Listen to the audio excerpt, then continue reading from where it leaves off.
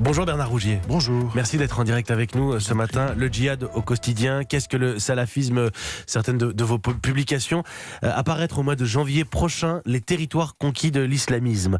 Vous avez entendu, écouter le Premier ministre. Il déplore les dérives communautaires qui entraînent une sécession insidieuse dont nous ne voulons pas. Et c'est l'objet de votre travail. Finalement, vous avez enquêté sur certains quartiers, Tremblay, Champigny, par exemple. Vous répondez finalement à ce livre qui avait fait beaucoup de bruit, Les territoires perdus de la République. S'il y a des territoires perdus, c'est que d'autres en ont gagné. Oui, absolument. En gros, pour le dire d'une formule un peu ramassée, on a sur les 20 dernières années un travail de conquête auprès des populations les plus vulnérables, originaires du Maghreb et d'Afrique subsaharienne dans leur large majorité, par des entrepreneurs religieux qui ont imposé en quelque sorte leur conception de l'islam et qui ont pris le pouvoir sur l'islam.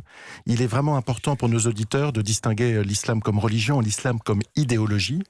Et ces réseaux religieux, associatifs, souvent liés à des foyers idéologiques au Moyen-Orient ou au Maghreb, ont pris le pouvoir sur une partie non négligeable de cette population. Il n'est pas question, évidemment, et vous faites bien de le souligner, de montrer du doigt tous les musulmans de France. C'est pas le débat, et ils le savent. Quand vous dites travail de conquête, le mot travail signifie, sous-entendant, enfin, vous affirmez qu'il y a un projet derrière. Oui, il y a un projet au sens où l'idée, c'est de faire fonctionner ce qu'on peut appeler une machine de prédication à travers le pouvoir sur la mosquée, les cours qui sont donnés à l'intérieur des mosquées, les sermons aussi de temps en temps, l'écosystème, si vous voulez, qui fonctionne autour de la salle de sport, la sandwicherie halal, les groupes de pères, les leçons de religion, les pèlerinages à la Mecque. On a un écosystème qui va diffuser des attitudes et des conceptions qui sont le plus souvent en rupture par rapport à la société française. Le sens de ma question, c'était l'organisation autour de ça. L'écosystème, on le comprend dans votre description, c'est très clair, mais est-ce qu'il y a un projet qui est articulé autour de ça? Est-ce qu'il y a une volonté ou est-ce que c'est de la génération spontanée finalement? Non, c'est quand même pensé, c'est pensé au sens où l'idée c'est que la société française est une société mécréante, qu'il faut se dégager de ses influences, que à peu près toutes les innovations législatives, notamment en matière de bioéthique, sont utilisées ou de lutte contre les préjugés de genre sont utilisées pour discréditer un peu plus l'autorité de l'État.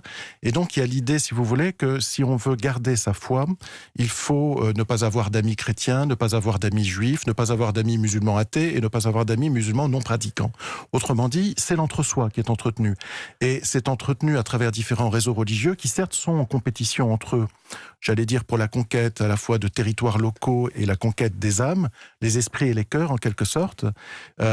Mais ces réseaux religieux savent être solidaires lorsqu'il s'agit de dénoncer la laïcité, par exemple, qui est toujours décrite comme une machine de guerre contre l'islam. Et encore une fois, je le souligne, cette distinction qui est la vôtre, islam religion d'un côté, islam idéologie de l'autre, et c'est de ça dont nous parlons. Oui. Je reprends les mots du Premier ministre, les dérives communautaires qui entraînent une sécession insidieuse dont nous ne voulons pas, on comprend la sécession.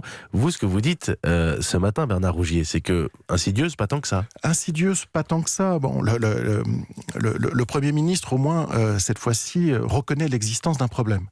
Et ce phénomène existe, encore une fois, depuis une vingtaine d'années.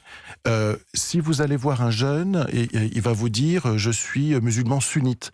Il y a 20-25 ans, aucun musulman en France se serait défini comme sunnite. C'est des catégories, j'allais dire, moyen-orientales. Si vous voulez, il n'y a pas de chiites en France, il n'y a pas de Hezbollah dans la banlieue sud de Paris.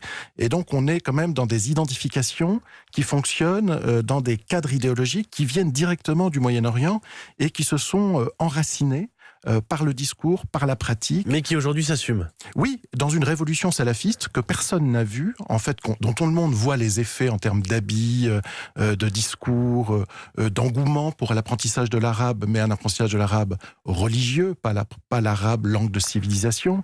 Et cette révolution salafiste s'est emparée d'une partie non négligeable de la population qui prétend que c'est le véritable islam. Et les autres se taisent, ont peur, ou des ménages.